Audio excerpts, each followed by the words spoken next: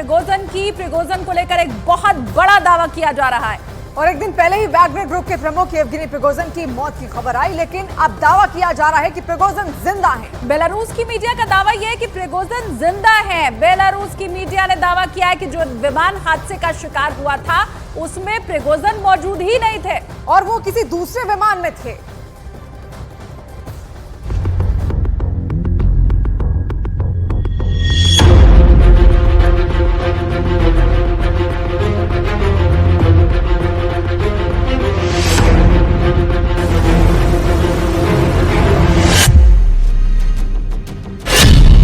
हत्या, हादसा, हमला, षड्यंत्र, साजिश, सुपारी, रहस्य।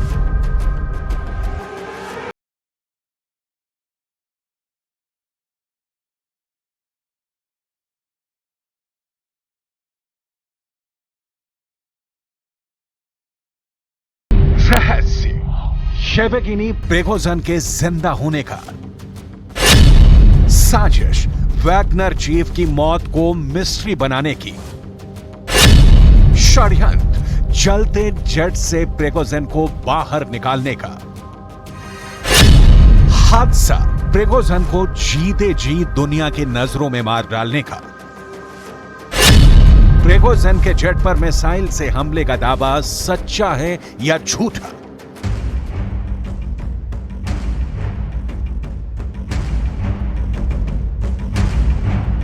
दावा किया जा रहा है कि पुतिन के खिलाफ बगावत करने वाले वैग्नर चीफ येवगेनी प्रिगोजिन अब इस दुनिया में नहीं है। यूक्रेन युद्ध में खून बहाने वाले प्रिगोजिन की सांसें अब थम गई हैं।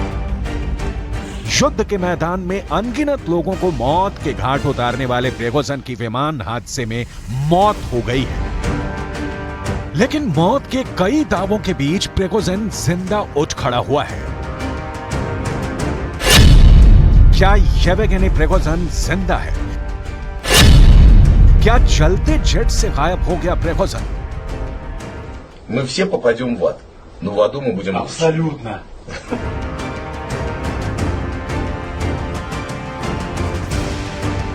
विमान हादसे के इस वीडियो का सच क्या है? क्या हादसे की यह घटना सिर्फ एक साजिश है? क्या येवगेनी प्रिगोजिन की मौत की खबर एक षड्यंत्र का हिस्सा है? क्या दुर्घटना में प्रिगोजिन के बॉडी डबल की मौत हुई है? अगर ऐसा है तो प्रिगोजिन एक बार फिर कैमरे के सामने आएगा, क्योंकि 4 साल पहले प्रिगोजिन को 2019 में एक विमान दुर्घटना में मरा हुआ मान लिया गया था, लेकिन 72 घंटे बाद प्रिगोजिन दुनिया के सामने आ गया था। सवाल है, क्या इस बार भी ऐसा ही होने वाला है? अगर ऐसा होगा तो फिर यह कहना गलत नहीं होगा कि प्रिगोजिन की लाश बोलेगी, दुनिया के सामने अपने मौत से जुड़े राज खोलेगी। वैग्नर चीफ की मौत की खबर पर अमेरिका के प्रेसिडेंट बाइडेन का कहना है कि मुझे नहीं पता क्या हुआ है। फ्रांस की सरकार के प्रवक्ता ओलिवियर वेरन का कहना है कि प्रिगोजिन विमान दुर्घटना संदेह के घेरे में है। यूक्रेन के राष्ट्रपति व्लादिमीर ज़ेलेंस्की के सहयोगी माइखाइलो पोडोल्याक का कहना है कि युद्ध का कोहरा छंटने का इंतजार करना उचित। एस्टोनिया की प्रधानमंत्री काया कैलास का कहना है पुतिन विरोधियों को खत्म कर देंगे। पोलैंड के विदेश मंत्री ज़ाब्रियो राउ ने सनसनीखेज बयान देते हुए कहा है कि पुतिन के विरोधी प्राकृतिक रूप से नहीं मरते। वहीं जर्मनी के जर्मन विदेश मंत्री एनालेना बेयरबॉक ने दावा किया है कि यह कोई दुर्घटना नहीं है। Wir kennen dieses Muster in Russlands, in Putins Russland, Todesfälle und dubiose Selbstmorde, Fensterabstürze, die alle letztendlich unaufgeklärt bleiben. Das unterstreicht ein diktatorisches Machtsystem, das auf Gewalt gebaut ist.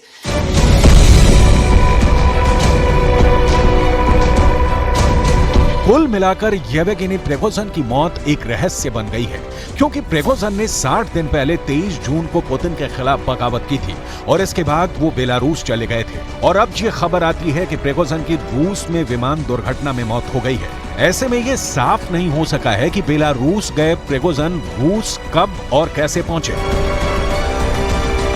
इसी बीच अमेरिका के प्रेसिडेंट जो बाइडेन ने बहुत बड़ा बयान देकर Prigozhin की मौत के रहस्य को और गहरा दिया है।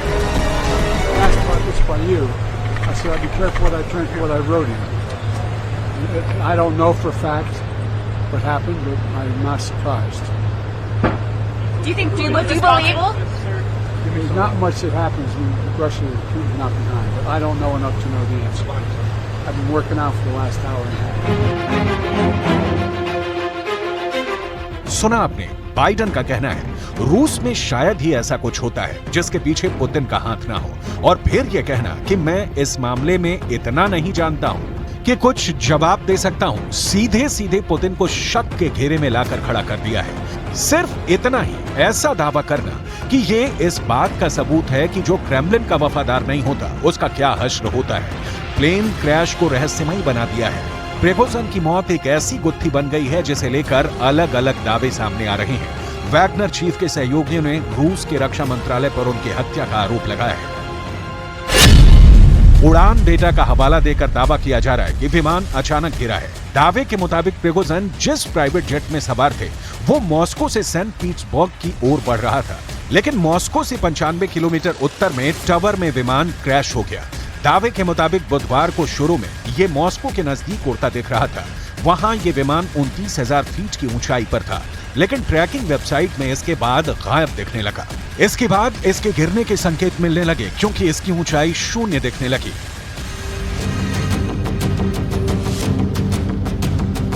रूस की सिविल एविएशन अथॉरिटी ने सिर्फ इतना कहा कि प्रिगोजिन का नाम पैसेंजर लिस्ट में शामिल था। रूस के आपातकालीन मंत्रालय के मुताबिक विमान में सवार सभी 10 लोगों की मौत हो गई है। इसमें प्रिगोजिन समेत उसके 6 सहयोगी समेत चालक दल के 3 सदस्यों की मौत हो गई है। दावा किया जा रहा है कि प्रिगोजिन के साथ जितने भी सदस्य सवार थे वो वैगनर के टॉप लेवल के कमांडर थे।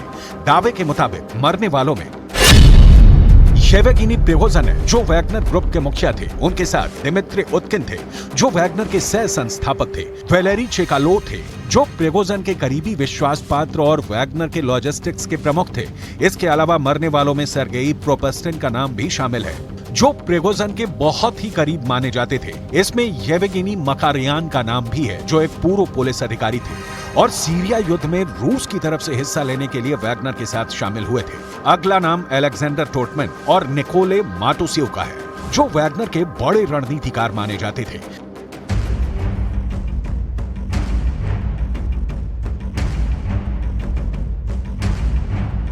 दावे के मुताबिक रूस के टावर में येवगेनी प्रिगोजिन का जो प्राइवेट जेट गिरा है उसे एम्ब्रेयर लीगेसी जेट बताया जाता है। इस पर RA02795 लिखा है। जानी मानी flight tracking website flight radar 24 में ये नहीं दिख रहा है कि ये विमान कहां से उड़ा था। बुधवार को शुरू में ये मॉस्को के नजदीक उड़ता दिख रहा था। विमान ऑटो लक्स ट्रांसपोर्ट में रजिस्टर्ड था। अमेरिका का कहना है कि विमान येवगेनी प्रिगोजिन का ही था। विमान के फ्लाइट रिकॉर्ड का काफी कम हिस्सा फ्लाइट रेडार 24 के जरिए मिला है। दावा तो ये भी किया जा रहा है कि इस विमान ने मॉस्को से सेंट पीटर्सबर्ग के लिए कई उड़ानें भरी थी और बेलारूस में स्थानीय मीडिया ने इसकी तस्वीरें भी ली थी। फ्लाइट रेडार 24 ऑनलाइन ट्रैकिंग से पता चला एम्ब्रेयर लेगेसी 600 विमान संख्या RA02795 मॉस्को के समय अनुसार बुधवार को शाम 6:11 पर रेडार से गिर गया। आखिरी सिग्नल तक विमान में गड़बड़ी नहीं थी। हादसे से पहले विमान में कोई खराबी नहीं थी। उड़ान ट्रैकिंग डेटा के मुताबिक विमान अपने अंतिम 30 सेकंड में तेजी से नीचे गिरा। 30 सेकंड के अंदर यह विमान 8000 फीट से अधिक नीचे गिर गया। दुर्घटना की वजह अभी तक साफ नहीं हो पाई है, लेकिन वैगनर के लड़ाकों ने रूस के रक्षा मंत्रालय पर हत्या का आरोप लगाया। वैगनर से जुड़े 5 लाख से अधिक लड़ाकों वाला टेलीग्राम चैनल ग्रे जोन ने प्रिगोजिन की पुष्टि की है और मौत का बदला लेने का ऐलान किया है।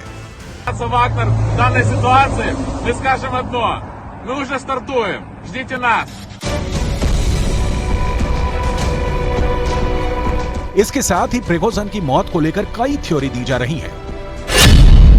मौत की थ्योरी नंबर 1, ब्रिटेन की खुफिया एजेंसी MI6 के एक पूर्व जासूस ने दावा किया है कि प्रिगोजिन की हत्या की सुपारी दी गई थी।